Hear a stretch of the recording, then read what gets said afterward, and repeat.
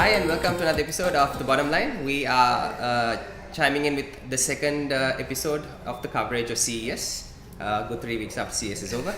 But it's happening. It's happening. It's happening. Be happy that it's happening. So, Kushan, where are we starting? Well, the big news for the rest of CES, I think we covered the Nvidia news and the Intel news. Yes. So the big news for the rest of it was AMD. So they announced a new graphics card, announced a couple of new processors, actually a couple of new generation lineup of processors. So let's start off with the graphics card. So we finally have like a high-end contender from AMD. So AMD released the Radeon VII. Is it called the Vega? Oh, no, It's a Radeon 7. Yeah, Radeon 7. So it's a VII, so it stands somewhat for Vega 2. Is it? Okay. I don't know. I don't know how that I don't know how a 7 would work otherwise. Yeah. Right. So it's the logo looks like a Vega 2, but it's called a 7. Right. So this is it is the first 7 nanometer GPU. So that I suppose It means something. it means something. It's okay. So just to go over the spec on this, it has 16 gigs of HBM2 memory, 1 TB per second bandwidth. And it will be available on February 7th for $700, and it will perform roughly like 2080.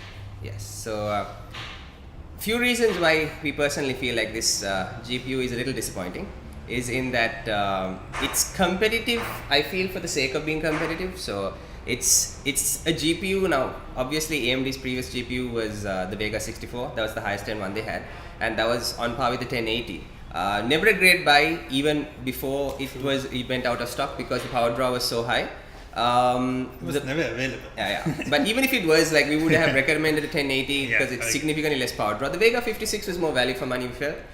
So this is again a GPU that AMD is putting out. Yeah, almost identically positioned. Yes. So this is now positioned against what was a 1080 Ti before.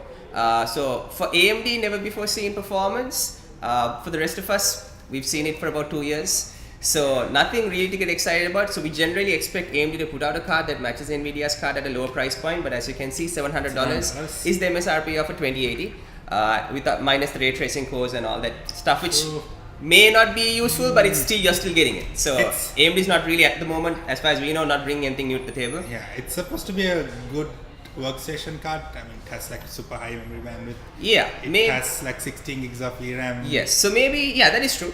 So maybe for those of you who are doing 3D modeling, 16 GB HBM2 means it's way faster than GDDR6. Way faster. I think it's like 3 times faster than everything else that's available. Yeah, it's a good card, I guess, to consider if you're into some productivity work. But if you're a gamer, nothing much to get excited about. Another thing to keep in mind is that AMD will only be releasing reference cards for the Radeon 7, so there will be no aftermarket cards. There's also been a rumor like there are like 5,000 cards available. Yeah, so we may not even see it. I feel like AMD is more putting this card out aimed at, I think, enthusiasts. We can do it, and it's on 7, and I think they are aiming this like Nvidia's Titan. I think they're aiming this towards workstations and professionals, kind of. and less of a gaming card. So hopefully we'll see some gaming derivatives of this, maybe using GDDR6 memory. I'd actually be interested. I'm actually excited to see the Vega 56 equivalent of this. So essentially, slightly tuned down version of this, maybe with like half the VRAM, let's say maybe with 8 gigs of VRAM, because it's HBM2 memory. The memory itself is known to be very expensive, right? So by cutting that in half, they might just save $100 there, itself, right? And maybe say a 10% slower GPU at about $500 could be interesting. Could be interesting. That being said, we don't know when it will come out or if it will come out. So we'll see. I mean, it's promising tech. It is the world's first 7 nanometer GPU as far as we know. It is. Yes. So it is what it is. The only other disappointing thing I want to add to that is that the fact that it's a 7 nanometer GPU and seems the power draw is going to be still about 250 to 300 watts. It's pretty bad. Considering that Nvidia's... If they did this on like a 12, then it would be okay. But at 7 nanometers, I'm not really sure why they couldn't get it under 200 watts. It is a fast cut, but if the 2080 can do it at about 200 watts, yeah, this should be able to. So AMD is still a little behind on their flagship GPU game, but there may be a very high chance, like we said, that this might be a beast in computational workloads. So let's let the card come out, see benchmarks. It's just around February. We'll give you guys a video when it comes out. Yeah.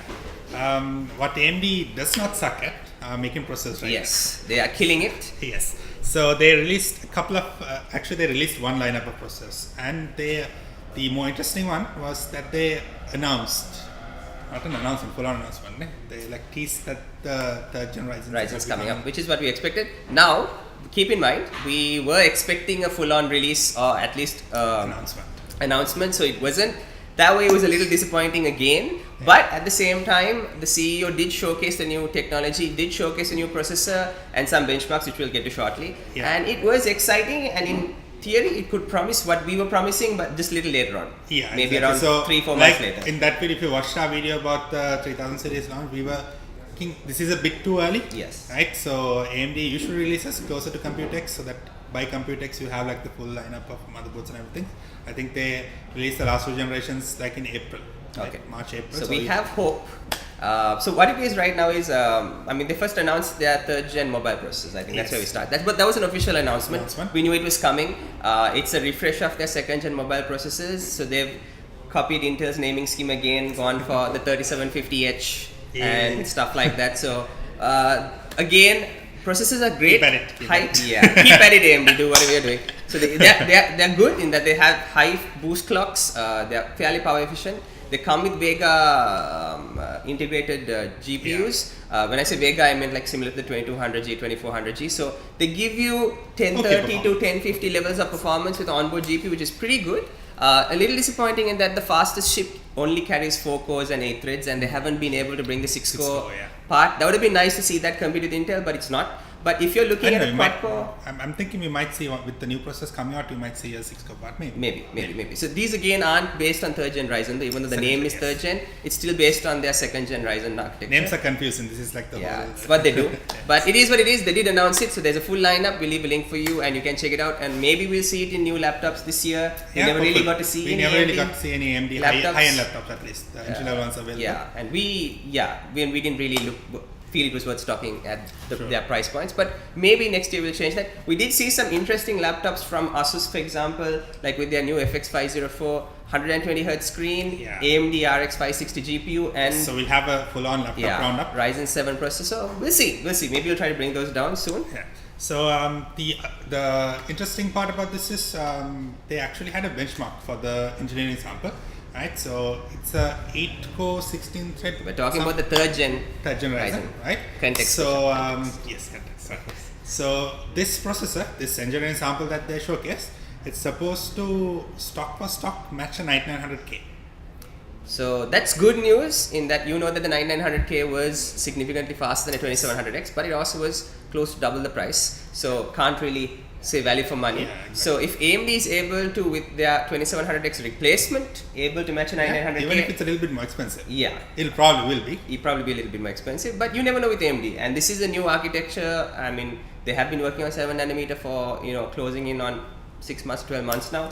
So we'll see what the prices are like. No prices announced. Nothing. No models, no details. Nothing has been announced. They showed up a chip. Just an 8-core. So in one way, it was disappointing in that we thought they were going to showcase like a 12 or a 16-core processor. But this is where things get interesting. So AMD CEO, she showed us the new 8-core processor. And it has a lot of new tech going into it, which maybe we'll address later on when we maybe see it at Computex. But it has area on its chip for what seems like an additional 8-core CPU.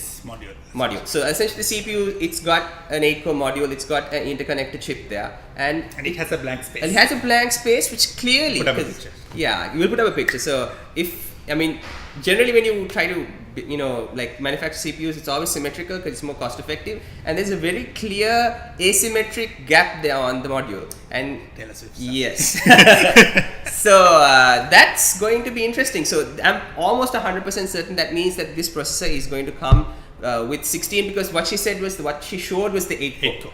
So that means we might probably will see module there. Another 8-core module, and so as we predicted, or rather as the leak showed, we might actually see a 16-core mainstream processor. Exciting. That's pretty exciting. So maybe they didn't have the tech to show that at CES, but we might see that at Computex. Super excited for that. Yeah, so An engineering sample also showed up recently based on 3rd Gen Ryzen. When you say engineering sample, it's just like a leak in a user benchmark, but a 12 core with details with like 105 watt TDP, 4.3 gigahertz boost clock, all of that kind of showed up. So I'm pretty excited.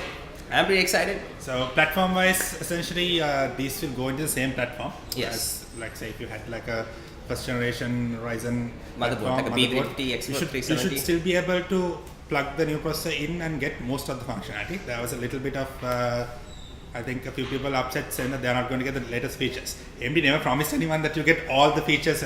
They just promised backwards compatibility, right? And you get most of the latest features in the first gen Ryzens. Like exactly. Truth be told, there's nothing really useful that's come out since then. I think like one of the features that they are pushing is it's going to be the first platform, the new platform that's going to be released with the Ryzen 3rd Gen.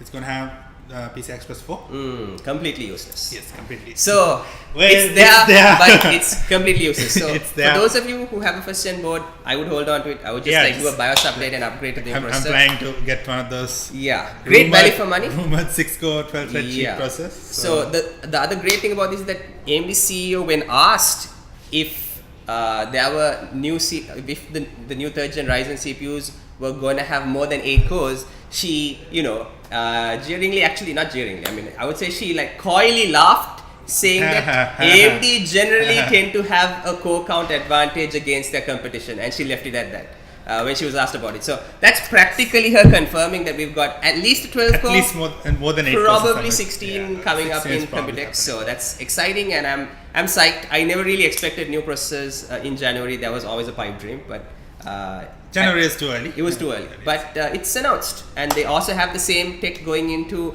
First is on their server line. I mean, it's called Rome. So as you know, Epic is AMD's server lineup, and Epic launched before Threadripper to showcase what the Threadripper die could do, and we had up to 32 cores available back then, even though Threadripper at the time only had 16. So they're doing the same thing again. They've doubled it. So the 64 cores. And we had details about this quite a few months ago, though. We had shared it. We hadn't put up a video about it, but so it has been available, but or at least it was detailed. It was detailed. It wasn't announced. It was so detailed. This was an official announcement, pretty much, right? This is the official announcement. So you can go up to 2 processors, 64 cores, 128 threads each. Yeah. So I think they had a benchmark running with 2 Intel processors with the same core count. And I don't think Intel has a 64 core. No. I think not the same processor. I think. Maybe a bunch of processors to get. Yeah, no, they weren't testing the 64 core processor. Okay. They were testing something lower versus 2 processors from Intel. Okay. And they were with the same core count. Okay, so as far as I know, Intel's highest core count right now on their server processors is 28. Yeah. So they might have had like a 4 processor configuration to match 64. No, like, okay, how I remember this was, I don't remember exactly. So if it was say an Intel 24 core, they put 2 Intel 24 cores versus 1 AMD 24. Oh, okay. That's how they did it. Alright, so that's impressive. So hats off to AMD, they don't even need quad sockets, they're doing what Intel do with just 2 sockets. They're going with the same platform, so if you already had a platform, I don't know why you would want to if you already invested. But I guess if you were a corporate and all you had to do was just upgrade your processors, I mean, that's cost savings. In Exactly. You don't need probably to invest in like the lakhs or millions. Too, so exactly. Because these are really expensive. Like I think that was like, speaking of like this like server stuff, someone had announced like 128 gig RAM stick that was selling for like $11,000. Yeah, it was. We checked it. It was still about. It was actually closer towards $4,000 or $5,000. But still, that's a lot of money. That's a lot of money for a single RAM stick. All right. So on to the next piece of news. What's this? Corsair peripherals. Corsair. So, well, I'm familiar with this thing. I don't know if it's worth mentioning. The RGB light thing. I don't know what that is. Okay, so we have a little bit of information from Corsair. So Corsair have put out a new set of accessories. So it's essentially everything from extension cables to LED strips to they had. Alright, essentially this is kind of interesting. Oh no, wait, this is different. This is so different. So essentially, what Corsair have done is they have what is this? It's a new Capellix lights. Yes. So essentially, new technology where they put 100 LED lights in the space where you could like only 4 lights could occupy earlier. Okay. So this essentially gives you better variation. Essentially, you get, if you want like addressable, you want variation. Previously, if it was a strip, the variation was spread out, right? So now you can do that in a smaller space, and therefore it's also brighter. Okay. So this is, people are calling this the next revolution of RGB lighting. Okay. Whereas right now you can sync, you can do variations, but you can't really get a lot of, how should I put this? Like say if you want to display text over RGB, right? Because the lights are spread so far across, it's not really an option, right? Okay. Now with this, if you can get a larger space on this, say you have like a larger panel with like say 1,000 lights, you can very easily get like a proper customized lighting solution out of it. So, Right. So for those of you who are really into RGB, this could reinvent the way they do Yes. LED lights. So Corsair is developing this as usual. Corsair is usually on the forefront of developing new tech. For those of you like me who don't really care about RGB lights, I'll just skip this. But it's interesting to know that they're pushing the limits on what you can do with lights. Yeah, it's interesting actually. Like the RGB Is lighting, it the RGB lighting at least has come quite a way Yeah. since this first like RGB, like okay, this can change colors. The first like lights on the motherboard, then like okay, here's a light that can change colors. Yeah. And now I it just can feel like sync. it just comes down to people. I mean, maybe it's because I'm older. I'm just You're also jaded. a bit- I don't think lights are a thing that should be a thing, but I feel like there are other ways you can use to customize the system to your taste. But RGB lighting isn't one of those things which you should be spending a lot of money on. But clearly, But a lot of people you, do. the majority of you, think otherwise. So that's just my opinion. Alright, so last topic, Google Project Stream. Yes. So this is again something that we have known for a while, but I guess Google just elaborated a bit at CES. It's essentially they are developing their own cloud streaming service for gaming. So as you know, this is not something that's new. We had a bunch of companies try this years ago. Most of them shut down because I don't think the tech was right there and people weren't really picking up. So the premise is you don't need a gaming PC. You don't need anything gaming at all actually. So what happens is Just need something that can run a browser. yes. So what happens with cloud streaming? Like I said, everyone's into this right now. Microsoft is developing their own cloud streaming platform. Sony's looking into it. We have I think Google. Sony had announced it. They Yes. announced it. So Google, obviously the biggest company to announce it, and you know that if Google does it, they'll probably do it free and find a way to monetize it in a way that no one else can. So it's something to get excited about. But how cloud streaming usually, like even right now, if you were on Amazon Cloud Services, there is a way actually to stream games. But it's just that this would make it accessible to a lot of people. So how cloud streaming works is the game runs remotely on one of Google's or any of these other companies' servers, and it streams through the browser to anything, like your mobile phone, it could be your smart fridge, it could be your laptop, and that Play Overwatch on your fridge. yes. So you'd be able to play, for example, say the latest game, say Battlefield 5. Razer toaster you can Yeah, so you could probably play like Battlefield 5 at 4K at 60 FPS at ultra settings on your Celeron laptop. So something like that. So on your mobile phone. So that's the beauty of streaming, that you could literally stream to anything: your smart TV, your Google Chromecast, your laptop, literally anything. So it really is the next. It's like an evolution in tech, in that you wouldn't have to spend like $1,500 on this high-end PC when you can just rent it out. So you'd be paying like $20, $30 a month for a subscription for the ability to play games on any device, which in my opinion is amazing. Like I would pay for this. The only thing is, up until now, you've been limited by the bandwidth of the internet, because obviously you're That's what I was streaming saying. video. Yeah. So it's like watching Netflix or YouTube. You're streaming 1080p or 4K video, and that's very taxing. So for areas that don't have good internet, like all of Sri Lanka. we're getting there. It's better than it used to be, right? With fiber, It is better than it used to be. I actually personally yes, did some testing on Amazon Cloud Services with a friend of mine, and the latency is pretty amazing.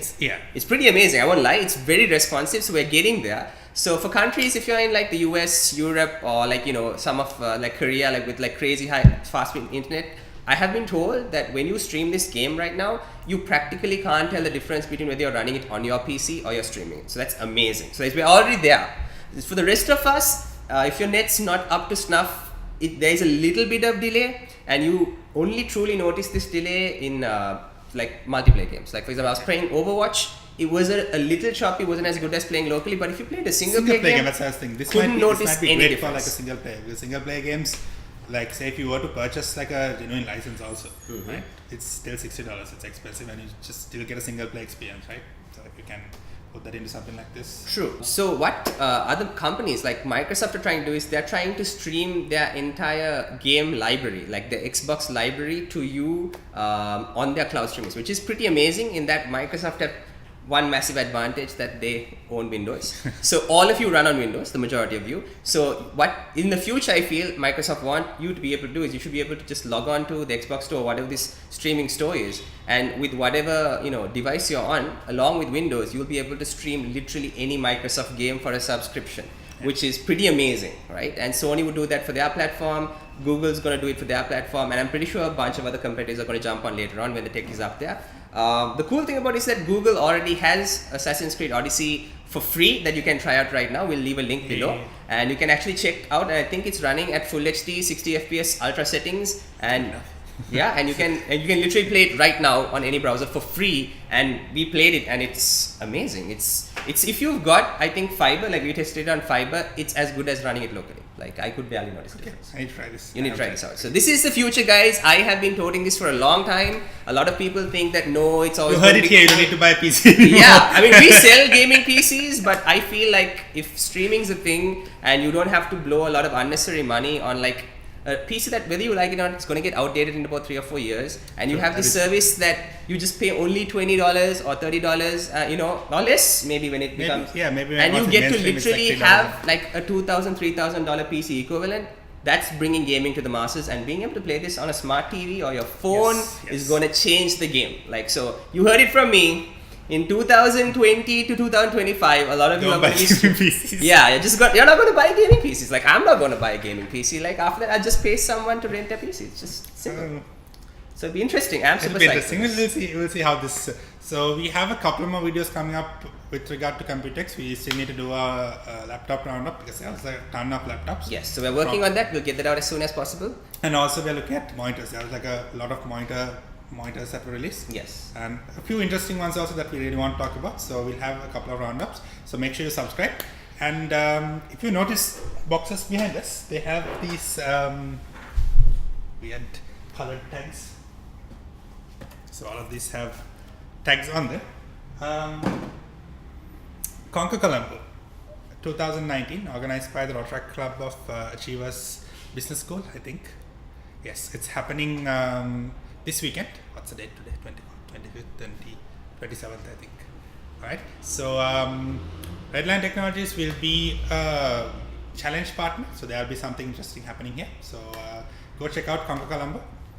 Chance to win some great prizes. Yes, and we will also be providing a voucher for like the winner of our challenge. Yes. So can't give you too much details since this will be coming out. Go to their page, we'll link that again. Check it out. They did it for a couple of years. We've been partnered with them for a couple of years now. It's a great scavenger hunt, lots of fun.